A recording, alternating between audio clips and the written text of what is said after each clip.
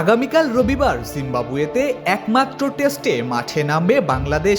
আফ্রিকার হালকা শীতের আবহাওয়ায় চকচকে পরিবেশে প্রস্তুতি সারছে টাইগাররা। আবহাওয়ার সাথে মানিয়ে নিতে কিছুটা সময় লাগলেও অ্যাডজাস্টমেন্ট বেশ ভালোভাবেই হয়েছে বলে জানালেন অধিনায়ক নাজমুল হোসেন শান্ত।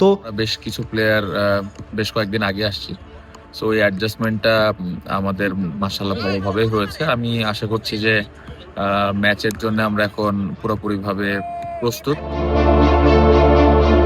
জিম্বাবুয়ের বিপক্ষে বাংলাদেশের জয়ের হার সবচেয়ে বেশি। এবারেও জিততে চায় টাইগাররা, তবে মূল লক্ষ্য উন্নত মানের ক্রিকেট খেলা। আফ্রিকার কন্ডিশনে খেলে শান্ত বাহিনী প্রস্তুত হতে চায় অস্ট্রেলিয়া সিরিজের মতো আসন্ন অ্যাওয়ে সিরিজের জন্য।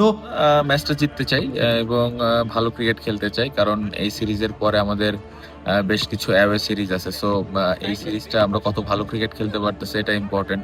ব্যাটসম্যান এবং বোলাররা এইখানে যদি ভালো করতে পারে, এটা আমাদের সামনের সিরিজগুলোর জন্য কাজে আসবে। শেষ দিনের অনুশীলনে হেড কোচ ফিল সিমন্সের নেতৃত্বে বেশ জোরালোভাবেই প্রস্তুত হয়েছেন ক্রিকেটাররা। লিটন মিরাজ না থাকলেও মুশফিক, মমিনুল, তাইজুলদের নিয়ে নির্ভর বাংলাদেশ। অভিষেকের অপেক্ষায় থাকা তাহিদ হৃদয়ও বেশ সিরিয়াস অনুশীলনে। আর ১৭ টেস্টের মাইলফলক ছুঁয়ে যাওয়া মুশফিকুর রহিম ব্যাট হাতে সময় দিয়েছেন বেশ খানিকটা।